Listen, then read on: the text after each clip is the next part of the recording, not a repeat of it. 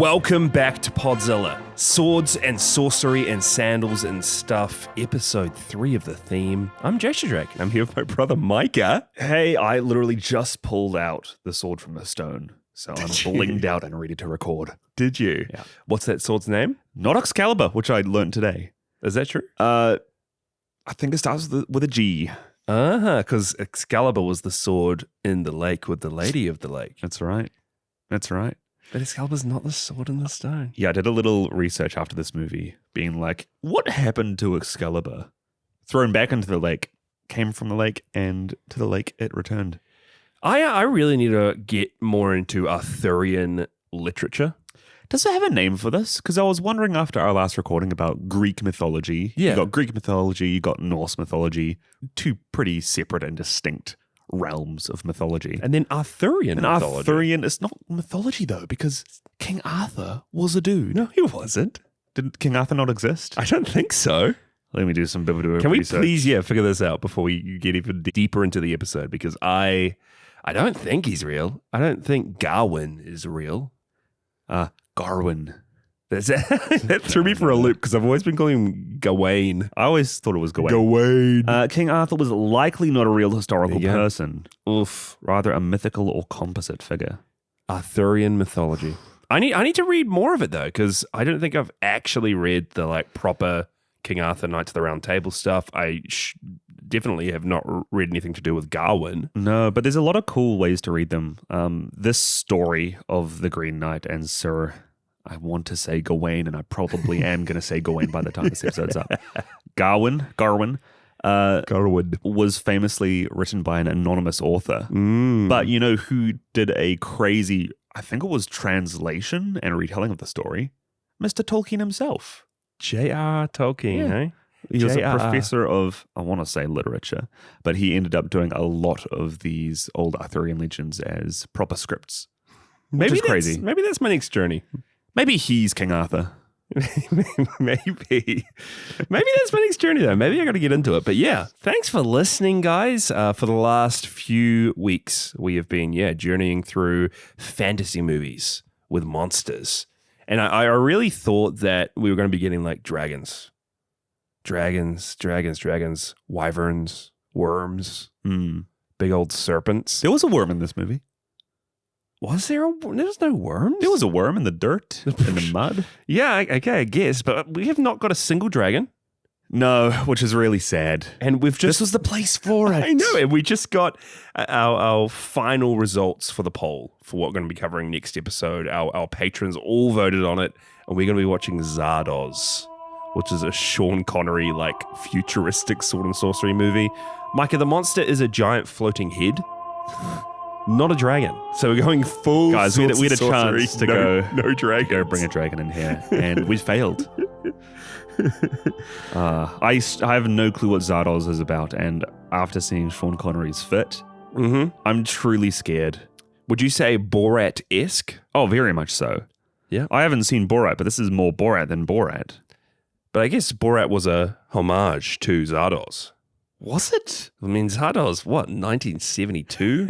We'll get into it. It's an old movie. Buddy. But yeah, it's just been an interesting ride because we had the King Arthur parody that we did with Monty Python initially, and then we did, Greek mythology, even deeper, more kind of, I don't know, non-parody. More, would you call this epic? No. You call it... That was... artsy?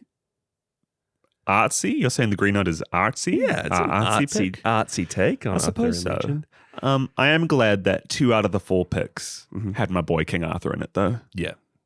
And some of the knights. Yeah, we got some knights. We got some knights. We had knights. Bedivere. We had Sir Bedivere. We had Sir Robin.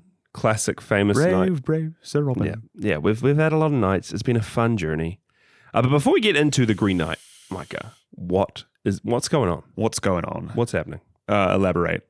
What's going on, man? What's up with I you? thought you were going to bring some evidence to the table. Micah slams down damning evidence. What have you been this? doing? Not much. Busy with work shifts this week, but my big thing that I'm slowly getting through is just watching more Oscar noms. Oh, please tell me about it. Finding the the few hours in between my busy life to watch things. Here we go. I've seen K-pop Demon Hunters since we last recorded. I've seen The Perfect Neighbor today. But you know what really stole the show for me was Zootopia 2. That I can't find a way to watch because it's not on theaters. It's not on Apple. It's like a $25 rental. I really, really loved Clint Bentley's, say it with me, Train Dreams. I saw that you gave this 5 stars. Freaking loved it with my boy Joel Edgerton. Edgerton? He's in The Green Knight. Man, my boy. Seeing him play like such a mellow and introspective character, and then coming out in this one just being like the most jolly man. Yeah. What's the wizard's name from? Just like the most Magic Man-esque character in this movie. Which he wasn't, but he felt like that to me, you know? It's just Joel Edgerton's face. I saw The Green Knight when it was in theaters while I was traveling for work, and it like looked amazing, and I was just really vibing with it. It's a very like introspective, atmospheric movie. But it was after I'd been awake for like 18 hours. And I just ate a big meal. It was a theater when they like come and serve the food to you. I need to go to one of those. And that's on my bucket list, is to be able to recline with a hand-served It's good. meal. It's expensive, but it's good. And it was one of the first times ever where I started feeling drowsy during a movie. Wow, the first time ever. And I think Join the club, Jay. Join the ranks. Yeah, finally. Gotta pump Okay, those thank numbers you. up. Thank you, Club President Micah of the falling asleep. Midway Movie Nap Society. Midway Movie Nap Society. Okay. The snoozers. I liked it. I think I'll rewatch it again when I'm more lucid. But The Green Knight or Train Dreams? Train Dreams. Okay, you said The Green Knight. I'm joining the snoozers right now. That Green Knight would be a wild one to watch when you're sleepless. Train Dreams. What did you think of Train Dreams when you saw it? Again, Because I'm absolutely in love with it. I think it's gonna rip the cinematography Oscar from whoever is going to be nominated and win it. Your team. I don't care if anybody else is going to win it, because this team is going to come up on stage and take it back. You're saying Train Dreams over Sinners for cinematography. I'm saying Train Dreams over Mighty Supreme even. I think it's easy in the bag. Okay, yeah. It looked amazing. And I thought Joel Edgerton was great. And I think the very end of that movie, it's on Netflix. You all should watch it if you haven't seen Train Dreams. The very end was very like, it made me very emotional. When he's up. Dude, when he's up. Literally me when I'm up. Dude. When I'm looking around when I'm up. Ooh. And I also loved seeing there was the actor in it who plays the guy in Fargo. Oh yeah, he was amazing. Was it William H. Macy? That's probably his name, yeah. Of Jurassic Park 3 fame? Yes, that's my guy. I really love him. I feel like I hadn't seen anything with him, and then I've started seeing more and more, and every time he just takes it away. Yeah. He's great. I think he won the Oscar for Fargo. I was disappointed he didn't get a supporting actor nod for this. He was great. He wasn't in it much, but he was fantastic. Yeah, he's really good. Micah watching Oscar movies. Oscars are what? 16 days away? 17 days away? What's the date? It's the 16th? 16th of March. How much time do we have left? So 7, you've 14, got an 15, uphill 16. battle. You're telling me you're going to be watching multiple movies a day, Mike. Shoot. So tomorrow it's March 1st. Yes, and I've gone exactly. until the 16th. 16 days. For how many movies? 20 plus? At the moment, let's go to my list. I think it's exactly 22. We thought the summer of Micah had ended, but it's only just begun. 16 days, multiple movies. I've got a lot of... not a lot of free days. I've got a good few free days over the next few weeks. You're on record saying you've got a good few free days. Yeah. Okay. Yeah. Okay. It'll be fine. How many more do you have to go? 7? Okay. And we've already planned to watch 2 of them after our recording today. Yeah. So we're already getting ahead of the ball game. Yeah. Okay. I just What have we don't got know to if lose? I don't know if you could see it. I can absolutely do it. Okay. Mind you, I've kind of left a lot of the ones to last that I haven't been super excited for. Yeah, well, that's I've done the same. I've just got documentaries left. There's a few ones. I saw today you watched Viva Verde. I watched Viva Verde. Yeah, that was a movie that was nominated for original song. Oh. And it was one of the most boring, badly made documentaries I'd ever watched. Why am I talking about? Why'd you bring up Viva Verde? It's about like a retirement home for opera singers. That's great. That sounds super interesting. Really interesting. And you get into the end of their life and you're like reflecting on the work that they had done together and they're collaborating and teaching new students. But there's no narrative and it's just little snapshots of them doing their stuff. It is like, I love the fact that we live in a world where you can have a very, very bland or average piece of media or art that because of one aspect like the music is really good. It can get nominated for an Oscar. That is wild. The song was good. Better than any of the Wicked songs. I stand by it. So, Micah, I want to talk about a movie that I had never heard about before. Yeah. That I watched this week because of my Stephen King journey. Graveyard Shift. You heard of this? I remember you reading the book. Graveyard Shift. I saw you holding the book in your hand. You did. It is a movie from the 80s. Ooh. Or the 90s. I don't know. 90? 1990, maybe? Made in the 80s. Released in the 90s. Yeah, I was right. Made in the 80s, came out in 1990. It is about a dude who is hired to exterminate rats out of a textile factory. 1980. 1990? 1990. 1990. Yeah, and who's in it? Oh, that's my boy Wormtongue. Grima No. Wormtongue. Chucky himself. Oh, buddy. Dude. Yeah. How was it? It was kind of lame, but there's like giant mutant rats, and there's just heaps and heaps of rats, and then like a mutant rat bat hybrid. And That sounds like it's right up your alley. I know. You are the rat guy.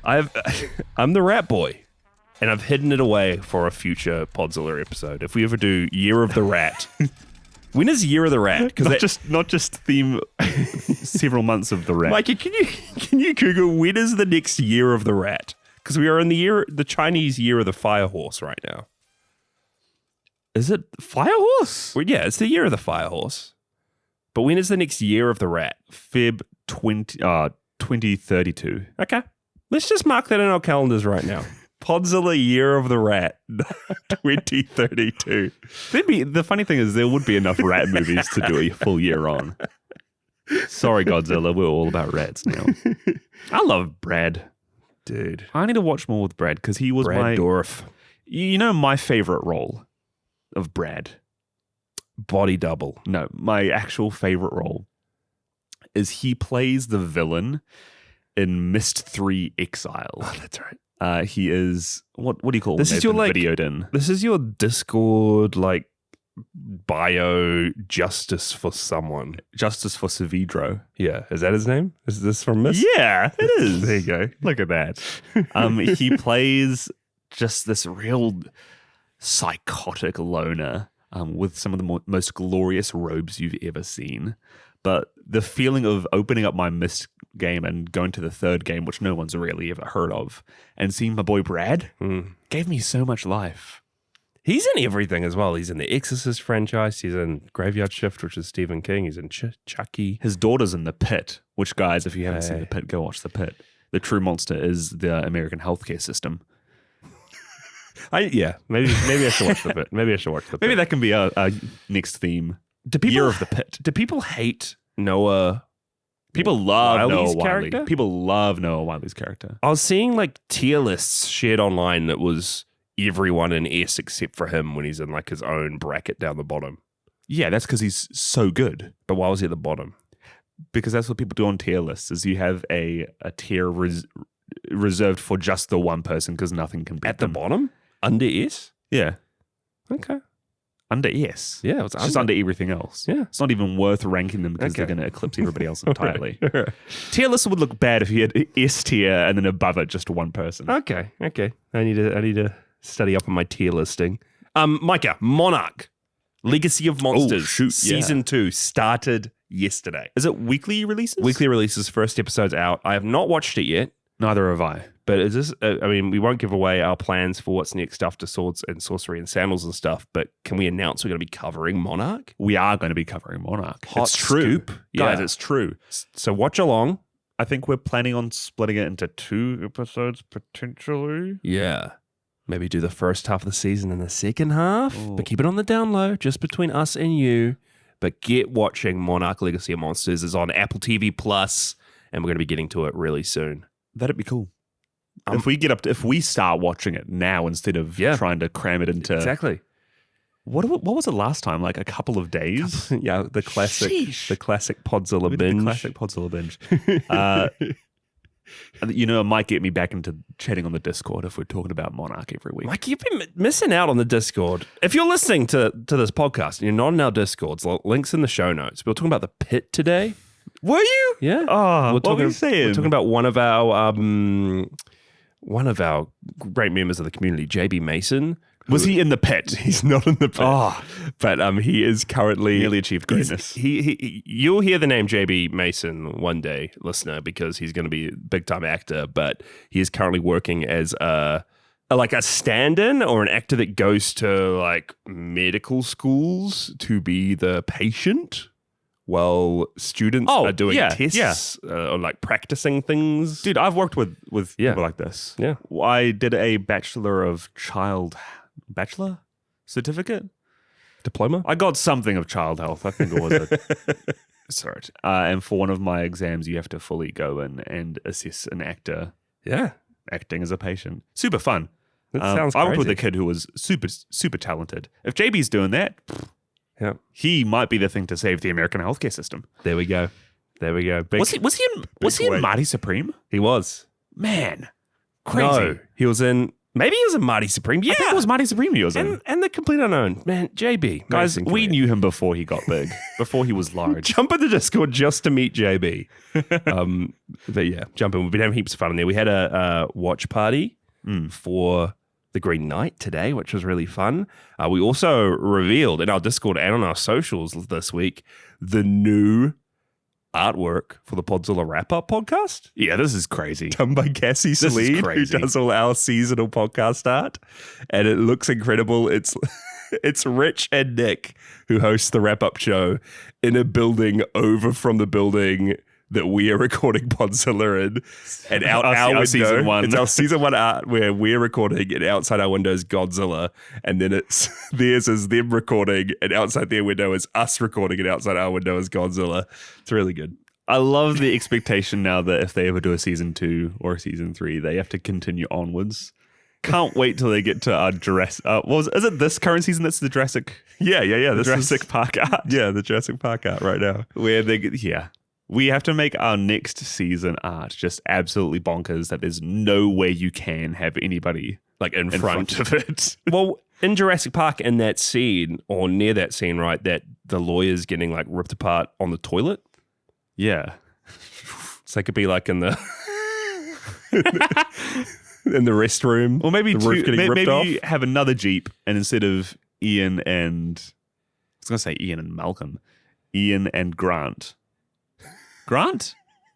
Ian Grant? Mikey, Malcolm? you tell me. You tell me. I'm not going to help you here because I think it's fun. Ian Malcolm and Yep. Hugh Grant. Yeah. Yeah. Man. It's Hugh Grant. They're just going to have to be Laura and Dr. Ali Sadler. Okay. And Dr. Hammond. Dr. Hammond. Yeah. Now, which one is which? Rich is Ali Sattler. Because Nick's got the beard for he has got the Hammond beard. But again, link in our show notes to join the Discord, to check out the Patreon if you're not a patron, and to listen to the wrap-up show. Every time we do an episode, they do an episode wrapping up our episode. It's really, really fun. I was on there recently. Our parents were on there. Parents were on there recently. Did you give that a listen? I did. I haven't listened to it yet. A lot of Drake family secrets being spilled. So go check it out.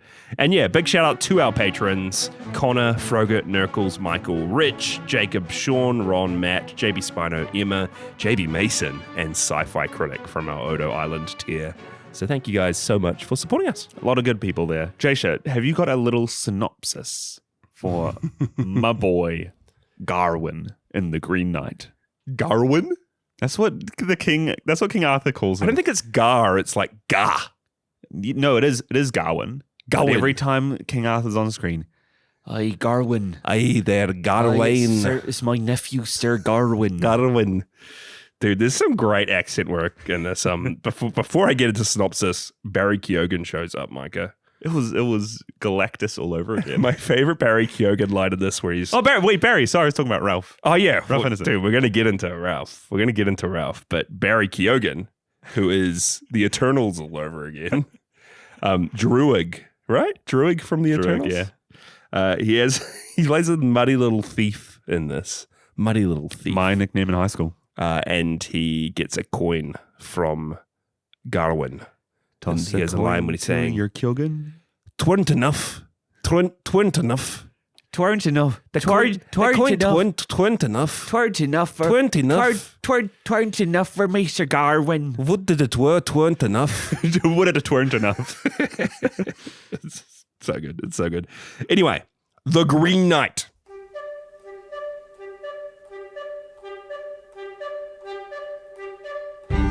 It's King Arthur's big Christmas feast, and his young nephew, Garwin, wakes up late, drunk, and in a place of ill repute.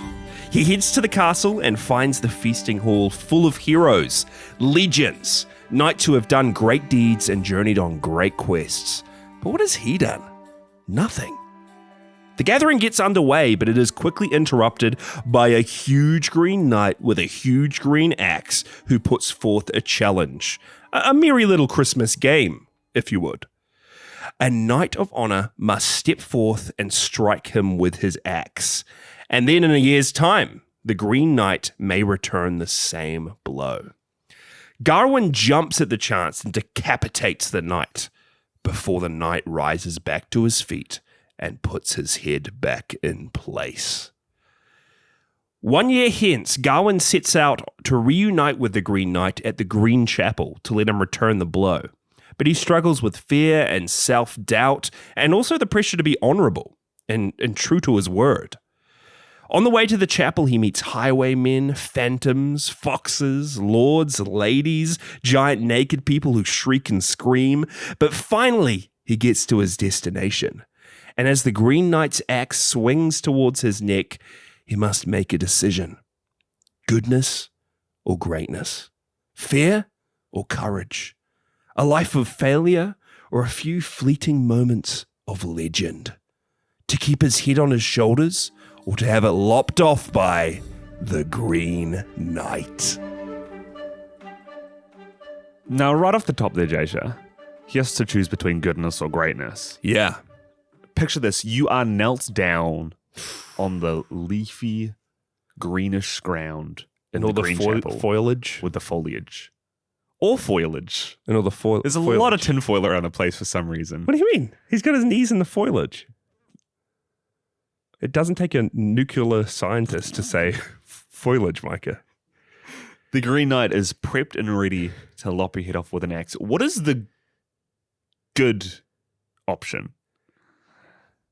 Well, he did play the Merry Little Christmas game a year before, and he agreed to the terms to return blow for blow. And knights are honorable. And how was he to know this Green Knight could just reattach limbs, you know? Yeah. But you are now knelt down as Garwin. Yeah. Actually, let's come at this from a different angle. What's the option to make you great? You're a knight that stays true to your word. You're there. You stand firm and get your dues paid to you. Yep. And so what's the good option? Head back home. The good option is saying no thank you, standing up. Yeah. Flinching out of the way. Yeah. I did some questing and come back home. Yeah. Say no thank you. Yeah. I do not consent to this. I'm going to head back home. Okay. Yeah. Okay. Dude, it's a tough decision. I really love the tale that's being told here. It's very, I don't know. It's like not your classic story. It is this dude who is a nobody, We're introduced to him at the start, and he's an absolute nobody surrounded by all these heroes. And I really love Dev Patel as Gawain in this. First off, Dev Patel, one of my favorite actors, creatives, filmmakers, who is just not in enough.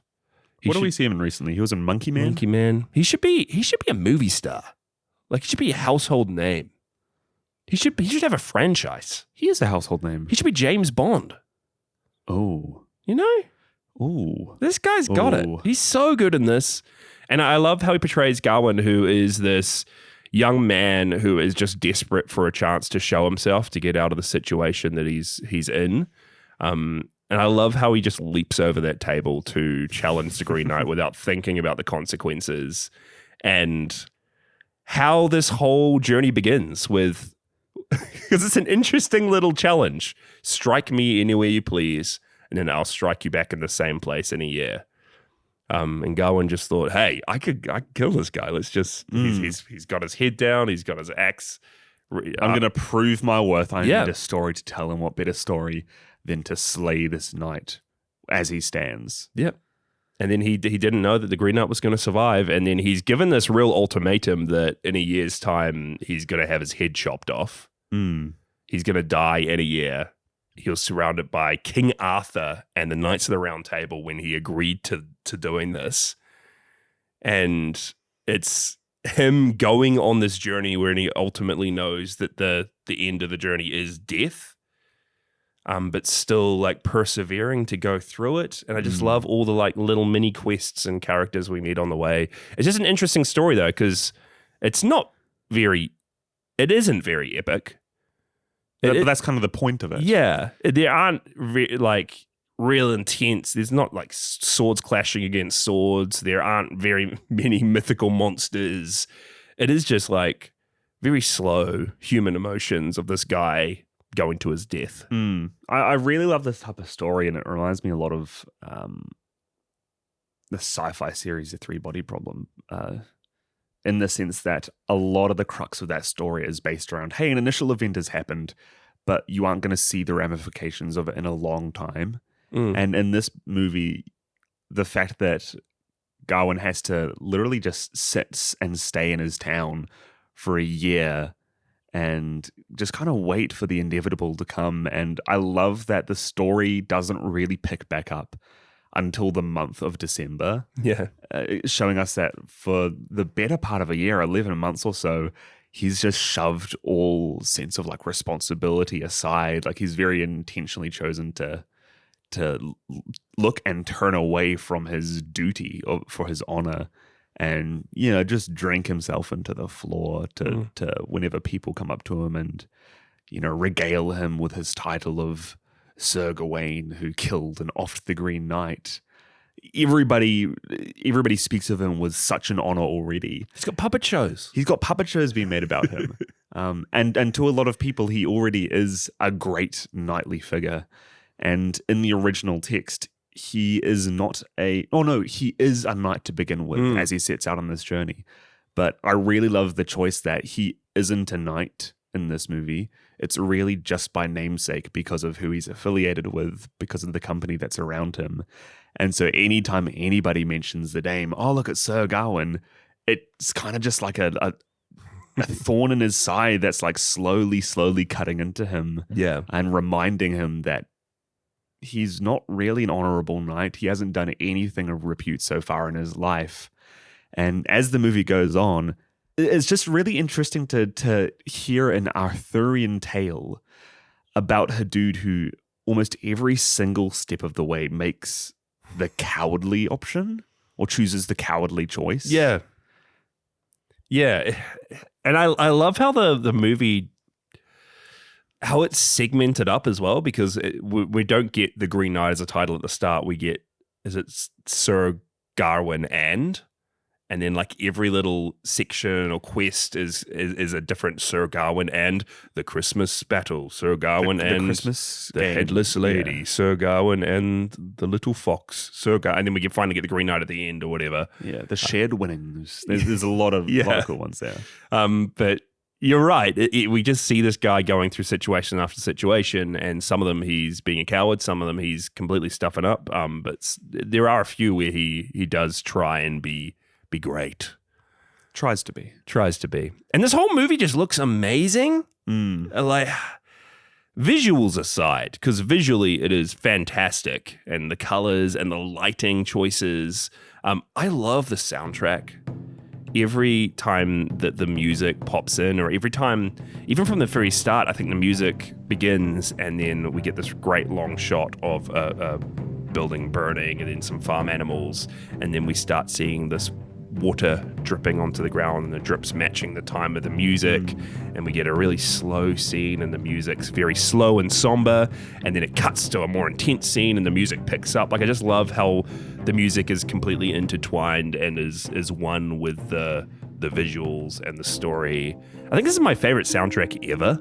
Oh, really? Yeah, I recently put it on a playlist that I play whenever we play Magic the Gathering. Oh, I've got like old school fantasy movies, heaps of songs. But this I always absolutely fits it. My ear pricks up whenever I hear something from The Green Knight. It's just so good. Sir Gawain?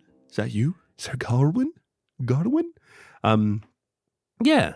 Can I shout out something as well that I really love about this movie? Please. It's all the costuming. Every single costume. One of the most iconic parts of this movie is the king's headpiece.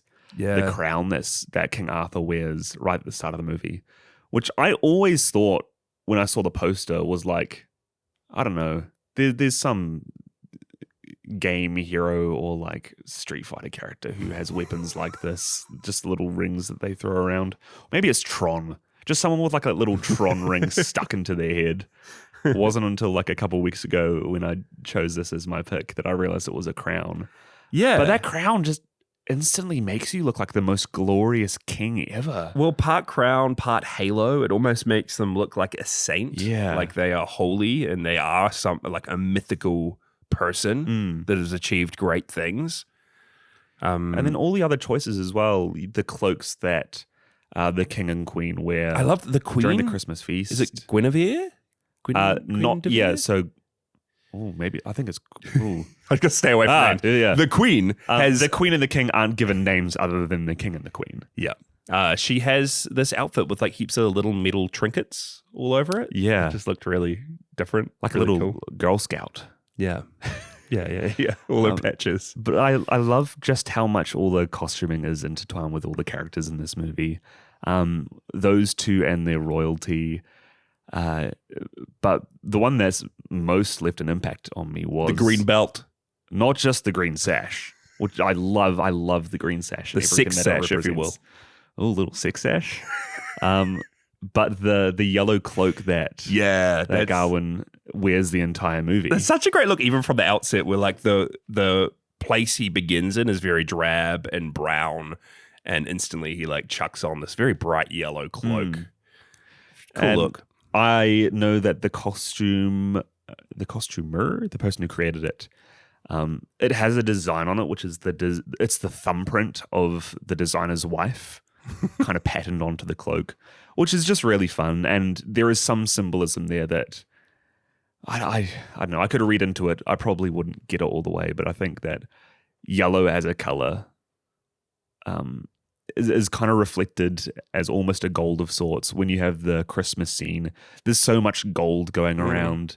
There's a lot of trinkets that everybody's wearing. You obviously have the gold crown, and Gawain through that entire scene doesn't have any metal or any adornments on his body. The closest thing is this yellow cloak, which comes close to the color of gold, but it doesn't come with the same like sense of knighthood or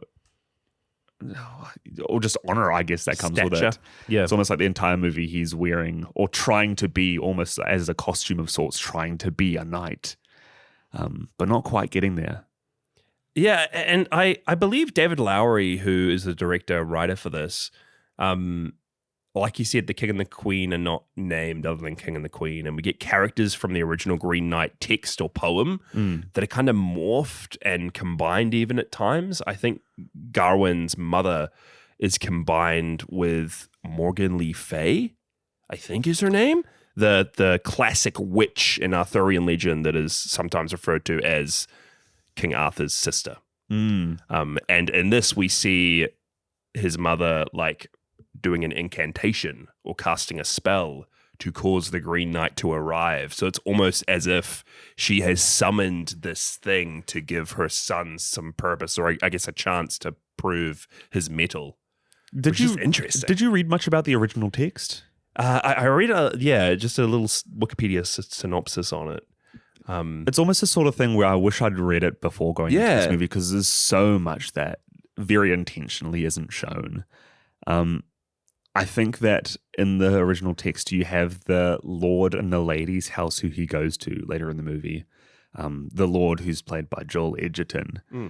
And there is a blindfolded lady in that house who, again, I think is also Morgan Le Fay. Yeah. And in the original tale, I think that the Lord, Joel Edgerton's character, is revealed to be the Green Knight. Yes, he's the Lord that has been changed into the Green Knight by Morgan Le Fay. Yeah. Which kind of changes a lot of how the story, or the themes and the narrative of the story in the actual text plays out. I think in the end of the text, the Green Knight intentionally gives him just a nick on his neck instead of cutting it off. And ends up turning into the Lord and kind of laughing the entire thing off. And there's a little section that plays out again there, but that's not how the movie ends.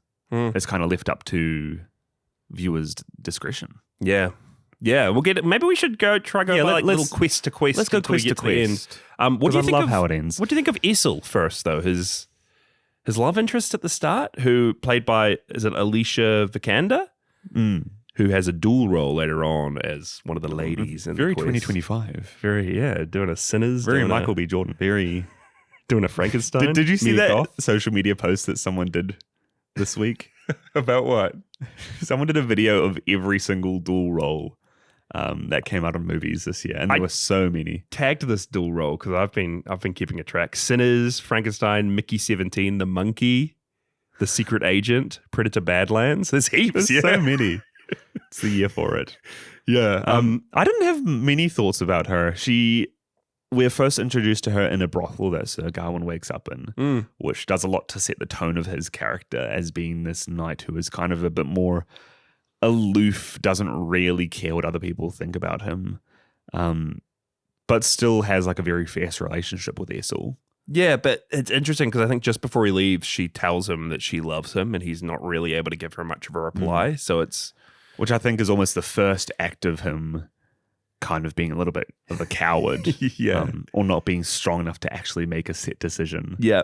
I can't remember the order of the quest, but very early as Gawain gets on his way, he meets Barry Keoghan's character. Yeah, this is up next. Who is this dude in this big old field of mud who gives him directions to the Green Chapel and asks for something in return. Barry Keoghan, I believe this is one of the first things I ever saw him in. He looks so young. He's super young in this. And this was only 2021, this movie. But he looks like a teenager. How old is Barry? He's playing a Beatle at the moment. I think he's my age. How old is Barry? How old is Barry? Barry Keoghan. Tweren't enough. He's 33. Oh my goodness. Which is 5 years ago. Why did he look so fresh-faced and young here? 25 to 28, depending on when they filmed it. Why is he mad? He looks like a kid. Wait, I want to look up what Barry Keoghan as a teenager looks like. Have you seen him in anything else? Eternals? Eternals and the Batman. Oh, yes. The new Joker. I wonder if we'll see him in Batman 2. I don't know. Surely he wouldn't be a good Joker. What do you mean? Do you not have faith in my boy Barry? I'm not the biggest Barry Keoghan fan. Why not? He just plays a weird little freak in every movie. Jason, that is exactly the type of role that you would take. Excuse me? Yeah, probably. You were absolutely a little. I probably would. Forget. It is kind of what you need for a Joker as well, I guess. Yeah. Was he in? He wasn't in 19 blah, blah, blah. He's in I haven't Dunkirk. seen Peaky Blinders. Dunkirk's the one I'm thinking of. I have Peaky seen Dunkirk. Blinders, did you say? Peaky Blinders. Killing of a Sacred Deer. He's really great in. Dude, no one has seen American that movie. Animals. My God. Sorry, I clicked on the documentary for Killing of a Sacred Deer. Yeah, Chernobyl. There's a lot. I need to watch more of this dude. Yeah, it's just interesting seeing him in a little role like this. I thought he was great. He was classic Barry Keoghan. Yeah. Threatening when he needs to be. Starts off being this kind of like innocent little dunce wandering the field, and then he's quite a smart little thief in the end. Yeah. And then, we find that he actually has a band of brigands that attack Gawain, steal his stuff, steal his horse, steal his axe, steal his sex sash before pre-sex. Before it was a sex sash. Yeah. Pre-sex sash. What do you call it? A promise sash? Chastity sash. Chastity. And then they tie him up to a tree, leave him to die. I love that this is one of the first things that happens to him is that like everything that he's brought along to kind of make himself kind of appear like a knight. Well, he's got the his axe. horse, his axe. Mythical axe from a great foe. We got his sash that his mother's like cursed so he could never be hurt while wearing it. Oh, is that true? Yeah. It's Does that happen early on? Yeah. She's like praying over it. I think she says something to him that this will like protect you. But everything just gets stripped away. Yeah. And we see almost like a great shot, 360, just very slow moving from the tree around the forest, which looks incredible, back to him. And we see he's turned to a skeleton. Almost like alternate future or foreshadowing his fate. Because he does really he doesn't do a thing here to stop these guys. What do you think that means, Shasha? What do you think little Gawain skeleton means? As we get further into the movie, especially the end, we kind of see alternate futures or what could have been. So I took it as just to be playing with that a little bit earlier on, like if Gawain was a coward and gave up right then and there, then he would have died. But we see him kind of shake himself out of that stupor and get up and get to a knife and cut himself out and then try and continue on the quest. What do you think it meant? Yeah, that's a good read. Thank you. I think that he very much, for the most part of this movie, is a coward. He didn't even try and like use his axe on these guys at all. And he wasn't even giving Barry Keoghan the light of day, which fair enough. He was prattling on next to him. He almost kind of... He's a very... I think Gawain here is a very Weasley character. As soon as Barry realizes that he's not a knight, Gawain kind of like really exclaims that almost in a way of like, hey, I'm not a knight. There's no reason to steal from me. I'm just an average dude. Exactly. Almost using his non-nobleness as an excuse or as a shield in that moment. Yeah, never even gives him anything in return or just a little coin. Like he very much could have been like, hey, I am a knight on a quest sent by King Arthur to get to this Green Knight. Can you help me? I'll give you something to help me. I think especially after the past year of just, sauteing in this side. There's a word there. What do you do with wine? What do you do? No, fermenting? Yeah, sure. No, you know what? Sauteing is better. Sauteing in this idea that he is not worthy enough. It is pretty crazy that it's kind of like he's automatically in that mindset that yes, even if I want to be, I'm not a knight. Yeah, because he hasn't done anything. He doesn't believe in himself. He had a year when he could have been training, or he could have been going on quests, or he could have been like getting ready. Yeah. Or like being this legend that he just made himself to be by slaying the Green Knight, but he just goes back to the place he was. And I think it's Essel who says before he leaves, like, why do you need to do this? You're already a good person. You don't need to be a great person. That's where that quote comes from. And I think there's a world in which Gawain could have not been a coward. In his mind, I think that there's two options. He can either go on this quest as like a noble knight for honor, or he could go on it because he's too scared to do anything else, and he's just gonna kind of just face his end with his tail between his legs. And that in itself is almost less which option is the coward option, and more so what mindset are you going into it with. And I think for him, that going on the quest is being a coward. Like, he could have just turned away from it and been like, yeah, that was a game. I don't need to, lose the entirety of my future just for the stupid quarrel that I had with this person. Especially because, as well, I think one of the things, before he leaves on the quest, King Arthur's in his house and, like, confronts him about it. And, like, King Arthur bends down to wash the mud from his face. He bends down to his level, or bring Gawain up to his, like he's serving him, which is almost this, like, you can see Gawain feels uncomfortable that he's having this meeting with King Arthur, and King Arthur's speaking to him in such high regard. You're right, like he's almost pushed on this, not because he wants to do it, but almost because out of obligation or the societal pressure. Yeah, I love in that moment how Arthur's just like fiddling with his tooth. yeah. It's like, man, my tooth hurts. yeah. They do a lot to try and humanize Arthur as well, which, I don't know, that moment as well is very almost, Jesus using his hair to wash the foot of... That's what I got from it. Mary Magdalene? One of like the 50 Marys in the Bible. Yeah. No, it's very much that. That's what I got from it as well. What is the second kind of quest? Is it when he sleeps down for the night? Yeah, he finds a little abandoned house. Yeah. And is woken in the night by a female voice played by, what is her name? Another, like... She was in Falcon and the Winter Soldier is where I know She her was from. in 28 Years Later, The Bone Temple. Oh, that's where I've seen her from. It's all these up-and-comers in this movie. Like, all the main cast are just really great. Hey, it all comes back to the Green Knight. It does. Ian Kellyman playing Winifred. Ian Kellyman, Saint Winifred. He is woken up by this lady. And immediately something's off. Immediately something's weird. And she sets him on this little quest, which I love. The idea of, hey, I've got a head on right now, as you can see, but I need you to go fetch my actual head down the bottom of this really deep lake. And then I'll bless you, or you can stay the night here. So he just gets this little interlude where he goes diving in this lake, picking up her skull. And it's very, like, crazy visuals, like an ocean of blood. It almost looks like he's swimming through. It's all very, very like he's dark. in space for a moment with all the sparkles. And in the original text, I think that Winifred ends up losing her head because she was going to take a vow to become a nun and then goes against it. Oh. I'm not too sure if her husband ends up cutting her head off. But in this one, it's framed more as, I think she was potentially raped by someone who came into the house with good intentions. Oh. Or at least that's what I got from it. Did she not say that? Maybe I was taken aback by the visuals. Maybe you're having too much fun in the chat. Yeah, maybe I was.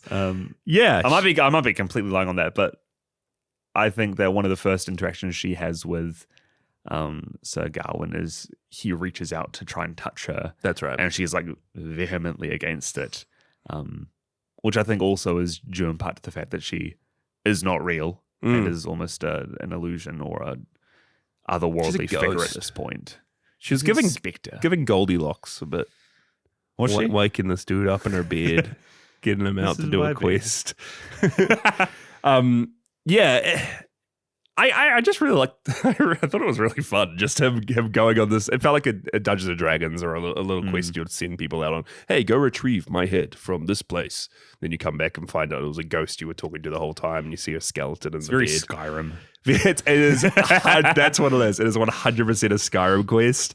I love the moment when they're both looking out at the water after she says her head's at the bottom of it, and Gawain's like, "What will you give me in return?" And she's like, why would you even ask that? I feel like this is when he's not being... Well, he's being a bit of a hero here. This is a knightly thing to do. Hero for hire? Yeah, he's being a hero for hire. He's diving down deep into that lake to reclaim her head for her. Like, that's a knightly action. I guess he kind of was pushed to do it by being thrown out of bed by a ghost, but... like, he's proven his worth. What options did he have? Yeah. And then... So at this point, he also meets the fox. Yeah.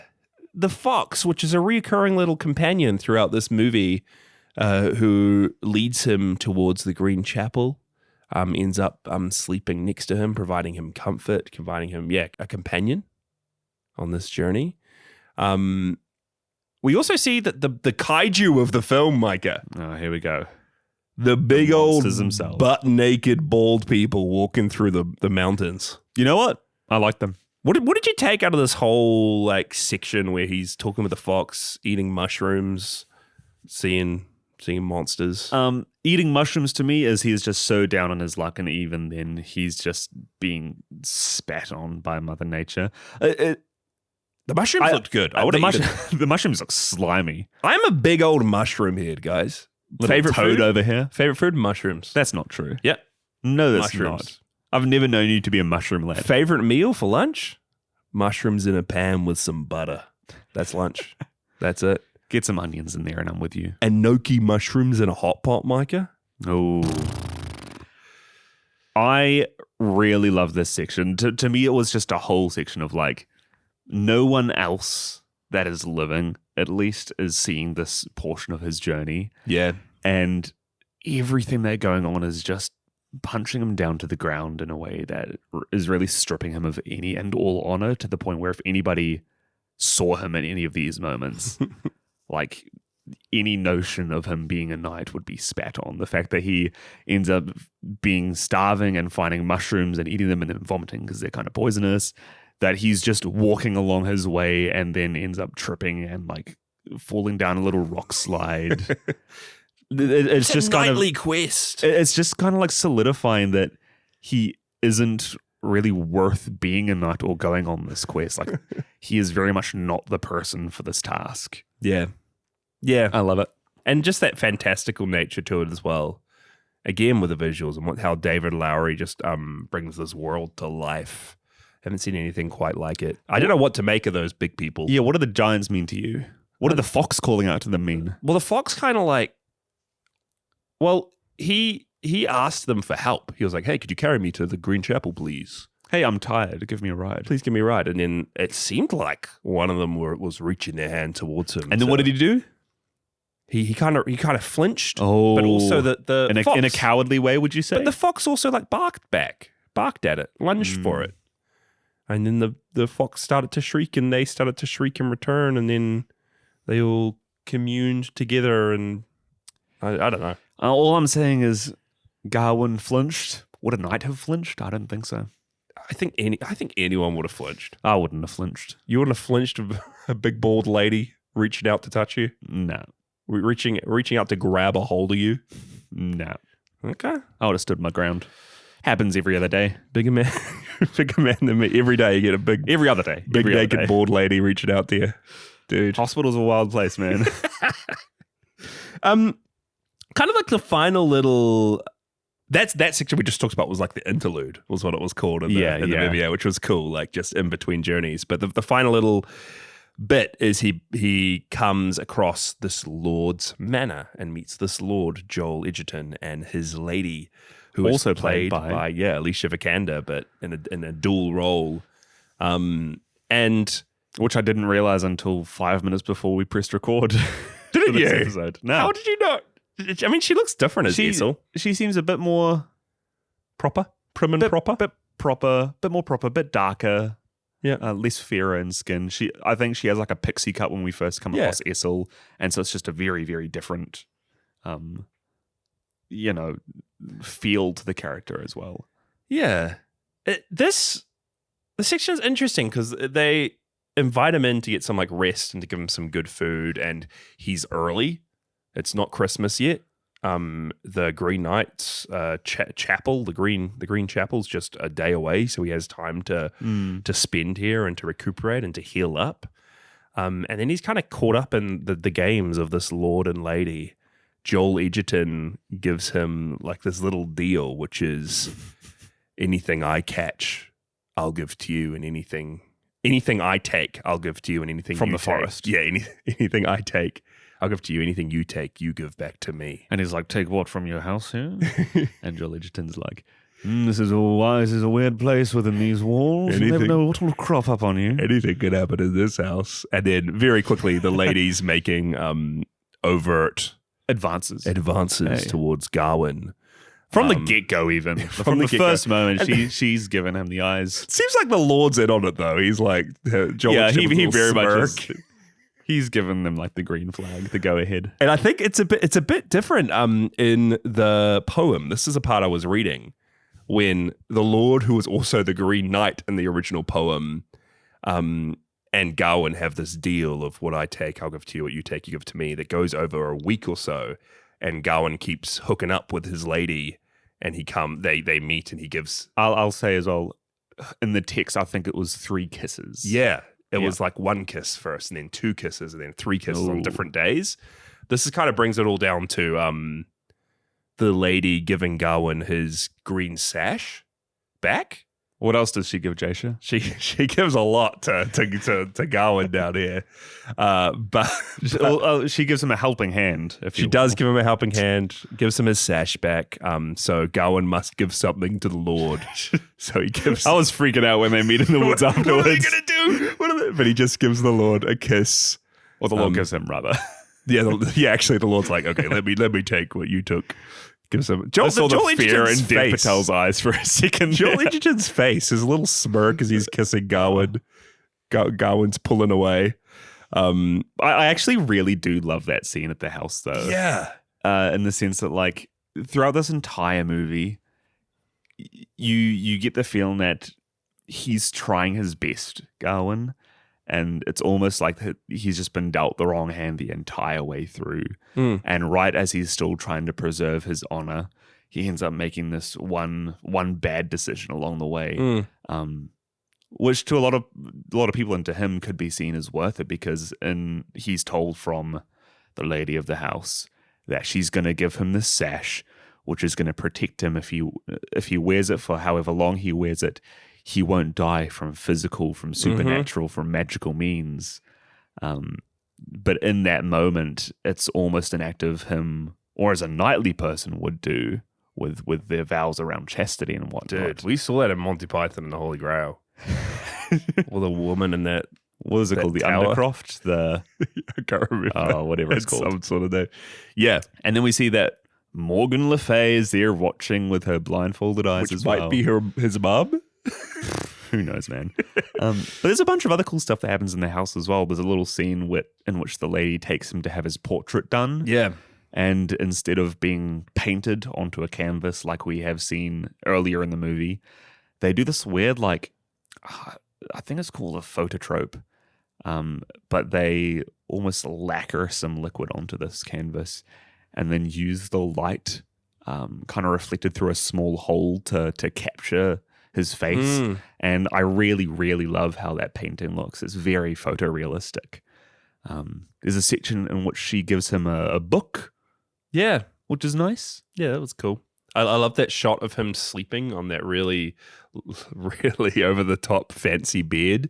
And we just get like a shot from the top way up above him. And we just see the like curtains of this bed, or the fabric of this bed, reaching up into infinite space as he's just sleeping here. Just looks amazing. I loved Joel Edgerton's game he was hunting. Did you see a look of the boar he was slaying? Crazy boar deer. Like multiple tusks, spikes out its back. What the heck was that thing? What's your read of the Lord? What's my read of the Lord? I don't know. This is a section where the Lord and the lady had some fun and games they were getting up to, causing Gawain to stumble. The Lord was, I don't know, testing him, but also taking from him and also making him, I don't know. I don't know if, this is a part that I don't really understand, but I liked it. Like, it was just strange. I think if you're looking at it with the original text in mind, which I very much wasn't, knowing that the Lord is the Green Knight, and knowing that Morgan is involved as well, you could kind of see it as everything that's happening here is a way of showing to Gawain what his own sense of self is like. Yeah. Like trying to prove to him whether he is or isn't a knight. And as all these temptations are coming onto him in the house here, he's kind of falling into them and proving himself unworthy almost. Because they welcome him in with open arms and like say, "Oh, it's everyone knows your name. It's so great to have a knight like you here with us." But very quickly it changes to a point where it feels like they are belittling him almost, or like, especially with the weird bargain with the Lord, like it just feels like they are they've captured him a bit. It does feel like they're playing with him. Yeah. Which is just, I guess it's another little step in Gawain's journey throughout the whole movie, how his sense of self is slowly just taken away, so much so that he doesn't really know who he is or what he's doing anymore. And that's when he's thrown into the Green Chapel afterwards, where he's succeeded at getting there. But every step along the way, he has not done it as a knight usually would. He's either just been pushed down, things have been taken from him, he's made wrong decisions along the way. And I love that he gets there the day before Christmas because he ran from the house and just has to wait there overnight. Sit in front of the Green Knight. Yeah. I love, is it Ralph Ineson? Yeah. Who plays the Green Knight? Yeah. I love this dude. He plays Galactus. He is in The Witch. He's in just a whole lot. He's doing a lot of monsters at the moment, and he's in a lot of horror movies. He's a great Green Knight. I heard his voice and I'm like, that's my boy Ralphie. That's there my boy. he is. And eventually the Green Knight picks up the axe and gets ready to bring it down on Gawain's neck. And Gawain starts to doubt that this is the right thing to do, stops him multiple times, and then flinches and like very, very clearly cries out, almost like a child would, just not ready for it. You can see how scared he is in that moment, and he acts like a coward would. Like at many points, like you said, he stands up and stops him. Mm-hmm. And then we see a sequence where Gawain runs away and heads back home. Finds his horse, gets back, is regaled as a knight, as someone who did this epic quest and returned home. He's personally given King Arthur's crown after King Arthur gets sick and passes away. He gets back with Essel. They have a kid. Which has been taken from Essel. Then he takes it from Essel and actually leaves Essel because he's a king now and needs to marry a noblewoman. And his life just gets set into this track where he becomes cold and unfeeling, not with the woman he wanted. He's in King Arthur's place, but he does not seem like a knight or a king, and he's making decisions and ultimately dies. I love just how much in that sequence Dev Patel slouches. Mm-hmm. Like, because you can so tell that he is not fit to be a king. And it's almost 10 minutes. That's a long, long time. Set completely to music as we see this progress. He has his son dies. His castle or Camelot's raided upon, and he is just hiding away on his throne. And yeah, we just see how he this is not how it's meant to go, and he isn't great. And this is from fleeing. Yeah. And then we snap back to reality, and it's very Last Temptation of Christ, which was one of my favorite films ever, where Martin Scorsese directs this kind of askewed take on the story of Jesus, where Jesus is kind of tempted to come down off the cross. And we, again, in that, you see a whole sequence of him living out his life, not sacrificing himself. Before it snaps back to reality. And it's just, it fits so well in this story when we snap back to Gawain actually choosing to go ahead with the Green Knight lopping his head off. But not only is he choosing to do it, he takes off the belt that was said to bring him back or protect him, which I thought was so interesting, because he is given this thing that he's told might save him, just like the Green Knight was saved. I mean, the Green Knight, his head was lopped off, but he's made of all the foliage, all the trees and plants. The Green Knight had his ways of being tricksy and knowing that he wasn't going to die. Yeah, so Gawain's almost given the same out. Like, he could wear this, it might be magical, he might survive it, but he almost chooses to not just do that, but almost be greater than that. But it's almost sadder at the same time. I don't know. No, I really like it. I think you can read that scene as, he's not ready for what's ahead of him, and so he's just choosing to die regardless. But to me, it was a real sense of like, this is the first choice that he's made where he's actually allowing himself to deal with the ramifications, not out of fear, but out of, out of honor, truly in this moment. Like, this is the bed that he's made and he's choosing to lay in it and actually take what's coming for him. And no one will ever really know that Yeah. choice or see any of the stuff he's done, any of the failures or successes, or know kind of what that last move of his to take off the belt and take the decapitation. Which is interesting as well, because this entire quest of his, I think he knows that the only way it's going to end is with him being beheaded, just like the knight. Everybody back at home is kind of deluded into believing that he's going to make it out somehow. Because it's a classic Arthurian quest, Micah. The knight will always return. Yeah, he'll find a way out. Magical, mythical artifacts that'll bring him back from the dead. So of course he'll come back as Sir Gawain. I love that decision in the end, though, because the two options are, one, he is great and as a knight would returns home, which in doing so, everybody would kind of know that he wasn't beheaded himself, that he didn't sit and take the punishment. And then two, the option in which he does sit and take the punishment, the quote unquote honorable thing to do. Not only is no one going to see that, but everybody back at home is going to think of him as not being honorable because he died and didn't come back. Yeah. So it's a weird it's a weird choice on his part. And in that moment, it's like, yeah, he is truly just thinking about himself. Like, what does honor mean to him? True to himself. Because again, at the very start, when the Green Knight rocks up and he's in this place, Gawain's in this place, he's not thinking. He's kind of just wanting to live up to King Arthur and those around him. Jumps over, cuts the Green Knight's head off, and seals his fate almost. Because in reality, the Green Knight's game was just, you give me a blow, I'll give it back to you. Like, he could have just pricked his arm. I think that's the point of it. Yeah. Like any smart knight would have just like thought through the riddle, given him a light punch. Yes. Done something small to him, but Gawain just was not thinking. He was foolhardy. He was he wasn't even acting with honor back then. He was just acting for, I don't know, for the wrong reasons. Yeah. So it's just a great little mirror, the start and the end of him actually choosing to think it out and be intentional and make the honorable choice that's true to himself. It's very lovely. I really like Gawain. And what happens, Jason, when he sits and takes it? The Green Knight almost like congratulates him and like sees the choice that he made, that it was an honorable one.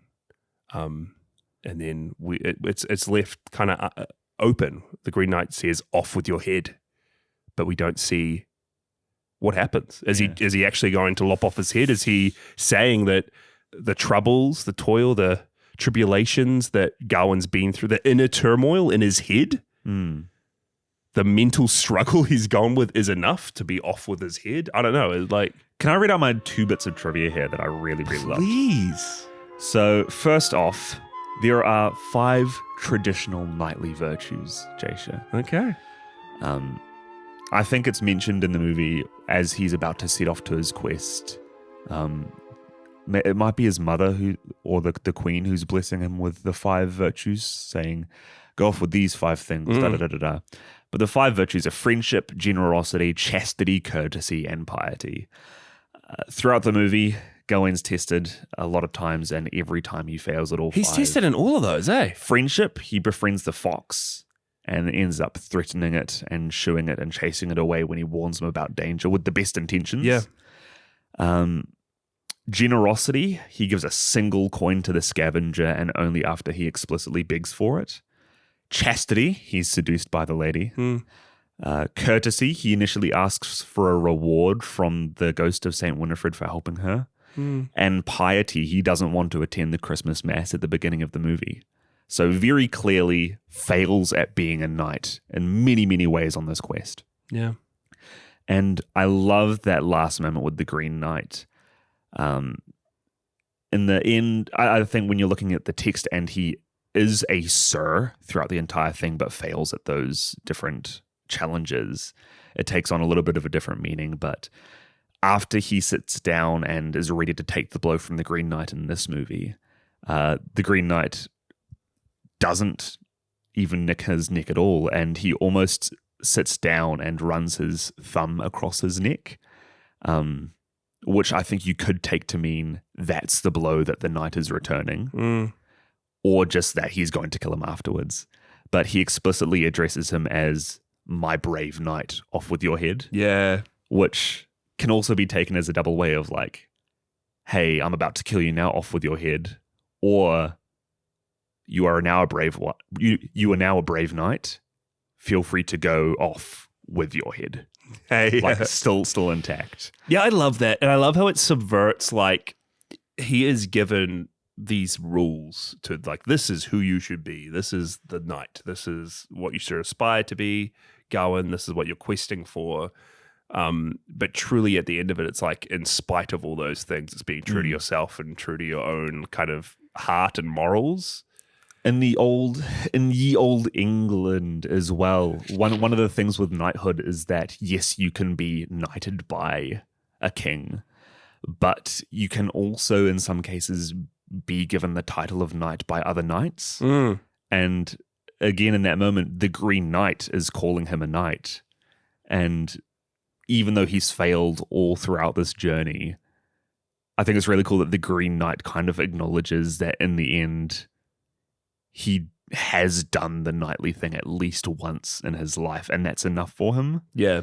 I don't know. It's a really cool story, and my headcanon is that he goes home. Your headcanon. Oh, off with my headcanon.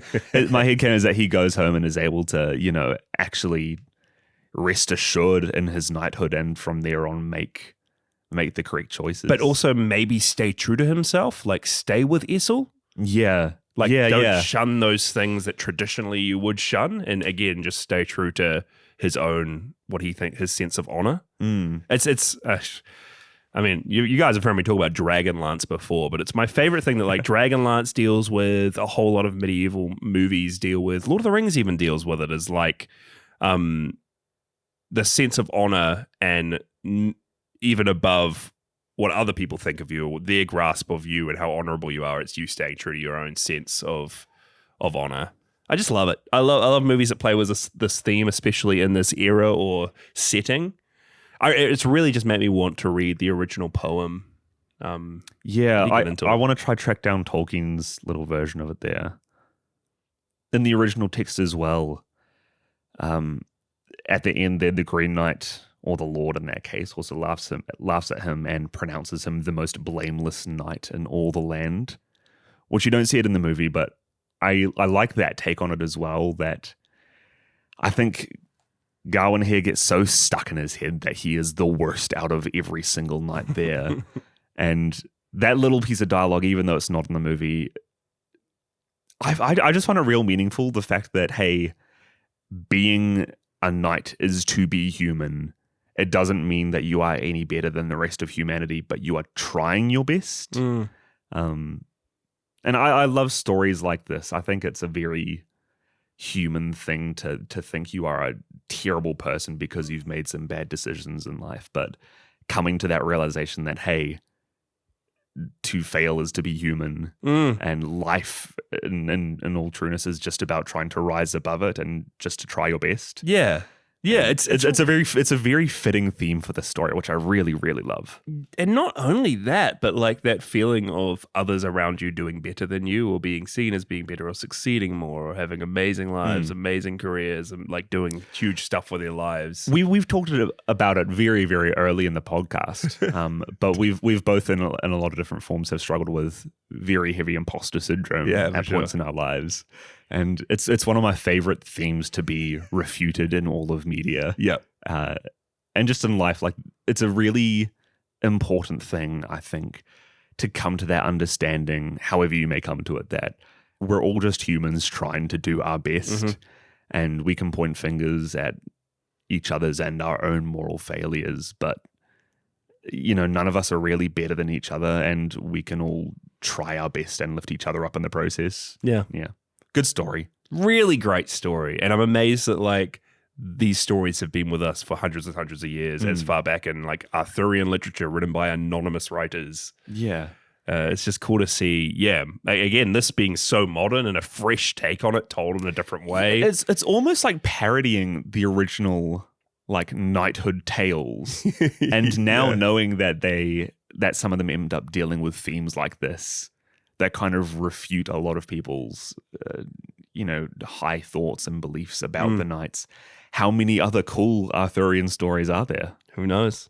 Was Sir Gawain part of the Round Table? Yeah, he very prominently featured in a lot of his other, a lot of King Arthur's other stories. So it would be so cool to like read those going in with a foreknowledge of this tale of his.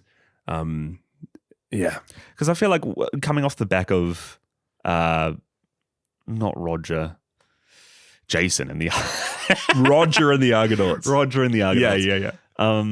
Hercules was in that movie, but he went on so many other side adventures just by himself. Knowing that a lot of the knights have their own legends about them and gone stories. Like, I really do think that we need to do a deep dive into these sorts of mythologies at some point. Yeah, I'd love to. There's so much to read. There's so much to read. There's so much to watch. There's so much out there. I'll go through some final thoughts, eh? Yeah. We can wrap it up. Do you see those eggs that the Lord and Lady were eating and they had like a little root sprouting from the top of it? Like a little plant? No. I wasn't looking at the food. I was amazed. This like hard-boiled egg, but had a bit of shrubbery up the top. Hey, shrubbery? Shrubbery? King Arthur? I couldn't believe it. I love that I mentioned the puppet show, but like the seasons changing and the tale being told and the spinning wheel behind it.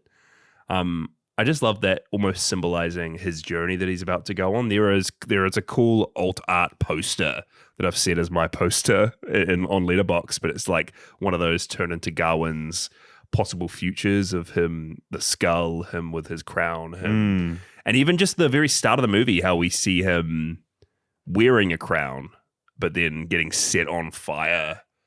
Just such that's how it opens, visuals and themes, and completely subverts what you'd ever think a Arthurian tale would be like.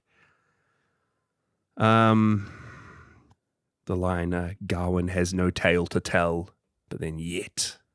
This is very cool that a lot of us, I guess, feel that way. The lights, the red and the green, so many scenes when he's walking through this very dark room and Dev stops in the one position where a tiny bit of light is shining on his face. I just thought it was fantastic. That happens a lot in the alternate future. Yes. Like when the sun's being taken away from Essel, you just see half his face. Yeah. And then half of his face is in the darkness and shame. This is one of those movies that it would be great to do as like an English class. Film essay. Oh, it'd be fantastic. Michael, would you show up? Would you show up for the Green Knight? I'd show up. Would you wear? I'd probably wear the belt. I'd show up. I'd wear the belt. You know. How would you get the belt? From your mum, right? From your mother. Yes. Yeah. Yeah. I am foolhardy enough to believe that I wouldn't lop the Green Knight's head off when he says that riddle. Yeah, I wouldn't have jumped the table, to be honest. Just give him a little punch on the shoulder. Little friendly brotherly punch. Yeah. Little kiss on the cheek. Yeah, return. 1 kiss, 2 kiss, 3 kiss. Micah, how many kisses would you be taking? Is this the rating or yeah, is this a question? This is a question. No, this is the rating. Out of 5, how many kisses would you take? Oh, I'm gonna take 4.5, 4.5 out of 5. Oh, I nice. am amazed by this movie. I think it's such a masterpiece in terms of filmmaking, craftsmanship, bringing an old story back to life. I think the little bit there that's missing for me is just my own understanding of the story. Yeah. And I feel like I really just need to go back and read more of this era, read these stories, and I'd love to revisit this after that. Nice. But yeah, 4.5 out of 5. That's great. I'm rocking up to Joel Edgerton. Puckering your lip. Puckering my lips for 4.5 kisses. I don't know where I'm sat at the moment. I feel like I really love so much about this movie. Costume and visuals, acting are all phenomenal. Pacing was the one thing I had a little bit of a hard time with because it still seems like a very, very long movie, which kind of works in its favor. The fact that you're forced to sit with Gawain's fear of what's coming, this impending doom for... Is it 2 hours movie? Over 2 hours. Over 2 hours minutes, movie. I think, yeah. And like by the time that he leaves Camelot, you're already like 30, 35 minutes, I think, into the movie, the fact that that alternate timeline takes 10 minutes to go through. I feel like there's a lot of parts where it just kind of trudges along a little bit, which I don't think is a detriment, but for me it was just a little bit. You were sleepy. Oh, probably a little bit sleepy. But I represent the what did I say? The Midway Movie Nap Time Club. MMNC. Really rolls off a tongue. MMNC. Okay. MMNC. Yeah, great. But I really, really love the content of this story. And I think like you, like the main thing is I just don't know the story well enough. It has really fueled that fire in me to go through and learn more about Arthurian legends, and potentially I want to get my hands on Tolkien's rendition of this story to see what else he's added to it. I think at the moment four kisses. Okay. I'm riding on. Oh, what was his horse's name? I don't think I had a name. The horse absolutely had a name. I don't think so. This is the crux of the movie, Jasha. The hidden meaning of the Green Knight will be understood when you figure out the horse's name. What is Gawain's horse's name? Oh, it's just called horse. Gringalet. Gringalet? Gringalet the horse. Wow. I'm rocking up on Gringalet with 4 kisses ready to be planted on my lips. We have some mail. Oh, let's check out our little mailbag. If you ever want to write into the show, podzillapod@gmail.com. We take emails, we take voice messages. If you're on Letterboxd, you can tag your reviews Podzilla.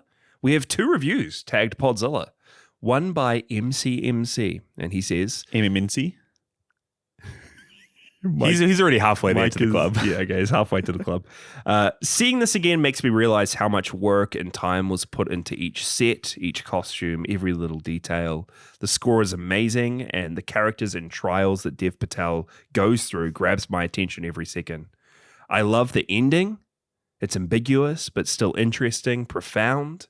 It definitely makes me enjoy and appreciate the story more, but overall, I still believe it's a perfect film, even after 5 years since seeing it. 5 out of 5 from MCMC. That's great. And then we got another 5 out of 5 review from Frogurt. Oh, who says, really good stuff. I used to be deep in Arthurian lore, so this was a very nice return to that world. The performances were great. The overall look of the film had me hooked, and the music was so beautiful. I really wasn't expecting to like it as much as I did. I really liked seeing Gawain be given his first real challenge as a knight and proving himself. Even if the outcome isn't what he was expecting, I felt the whole gambit of emotions. More of this, please. 5 out of 5 from Fro. That's great.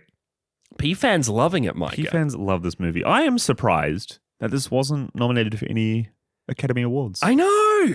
Everything! Nominate everything! Guys, can we please get every single movie there? Except for Viva Verde? Yeah, please take Viva Verde away. Micah, we have a voice message as well from co-host of the Podzilla Wrap-Up podcast. Rich? Yes. I think it's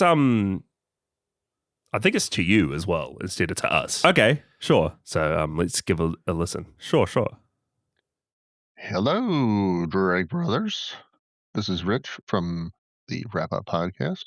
Sending in a quick message about the movie that multiple P fans just witnessed and are going to be scarred for life. I will speak for Agnes. She is mad. 3 sex scenes mad. Tiny-headed horses mad. -1 gloops is what out of 5 is what Agnes has rated the movie. Micah, you totally yucked Agnes's yum. I gave it a 3.5. The movie was doing really good, and then it kind of got a little confusing for me. It was kind of confusing most of the way. Agnes also complained about very low lighting. So, Micah, you owe Agnes the movie Secretariat to be watched for the next theme. So make sure that happens. You know what? Just because of that, I'm upping my rating to 4.5. Whoa. Whoa. This is one of my... Because of the gloop comment. It might be a red flag, beige flag. Whenever other people talk badly about a movie that I like, it just makes me like it even more out of spite. Rich was speaking on behalf of P-fan Agnes there. Agnes, the movie could have been darker. It could have been. It could have been more graphic and gruesome. Take some of the lights away is what I mean. Literally darker. Make it dark, you know? I was watching this in my room, which I have these blinds which don't close fully, which is the bane of my existence. And I could not see a single thing when he was in Saint Winifred's house. Saint Winifred's house. It was very dark. I was having to telescope my hand to view the TV screen because it was so dark. But it's a good thing. Which is a good thing. Yeah, it's a good thing. I think Agnes needs more scenes like that specifically. Exactly. Man, this was another restricted movie on the show. Oh, 16? Arthurian teen? But I think Zardoz is again. Maybe we need to start putting some... R13. Yeah. Arthur teen. Zardoz, which is up next, is as well. So maybe we're going to start doing content warnings on the show. What's happening? The Swords and Sorcery theme has taken us to... Why do you think this was R13? Do you think it was for the beheading scene at the start? I think it was because of the goop. You think so? Yeah. Goop on the sash. The goop on the sash. Yeah. Podzilla. Podzilla. Zardoz. Guys, this is the Godzilla content you started listening for. Godzilla podcast talking about goop on sash. Zardoz in 2 weeks. I'm really scared. I'm really scared for Zardoz, Jasha. This won our poll. This is what our listeners want to listen to us talk about. The synopsis is, in a savage, post-apocalyptic future, humanity is split in two. The Brutals, who scrape by in dust and gunfire, and the Eternals, an elite immortal class who lounge in a hidden paradise of psychic powers, endless decadence, and existential boredom. Hovering above it all, though, is Zardoz, a giant floating stone head that bellows commandments out to the masses. Zardoz, 2 weeks on Podzilla. Are we going to see Barry Keoghan in the Eternals in this? Yeah, it just sounds like the Eternals are showing up. The Brutals and the Eternals. Maybe Barry Keoghan and then Adrian Brody from The Brutalist. There's a lot of heads, this theme. A lot of heads. Yeah, head as a central theme. Actually, we're decapitated heads? Giant floating head. We have the decapitated head. I think there was a head in Jason, right? Jason and the Argonauts. Was there a head? Was there a head? I mean, the figurehead of the ship that was Hera. Yeah. Figurehead. Yeah, figurehead. And what was our first movie? Sword and Sorcery. King Arthur, the Knights of the Monty Python and the Holy Grail. Monty Python and the Holy Grail. Surely a head in that. Off with your 3 heads on the giant. Yep. I don't think there's any other heads. That might be the one that throws us. Maybe it's so close. Maybe if you know of any head-centric puns in Monty Python and the Holy Grail, let us know. Other than that, we'll be back. I'm going to try and watch the first couple episodes of Monarchs. Maybe I can give my early thoughts on the show. But thanks for listening, guys. Are you watching any of season 1 and prep for it? Micah, how am I going to fit in season 1? We've got 16 days to the Oscars coming up. I've got 90,000 Stephen King books and movies to watch. It reminds me of that short film, the short animated film that we watched for the Oscars. What was it called? Retirement Plan? Yeah. Jasha, forget about what you've planned to do in your life. Do what you want to do now. Okay. Forget about the 50,000 Stephen King books. Okay. I'm starting the all Arthurian literature and all Arthurian movies. The journey starts today. And Greek and Norse. Oh, sorry. Please. Yeah. And Greek and Norse.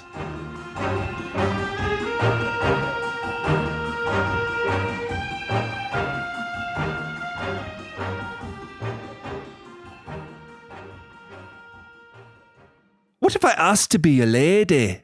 What if I asked to be a lady? This is what Alicia Vikander said early on. Yeah. Garwin, what if I asked to be a lady? You lady. You lady. Do you fancy me, Sir Gawain?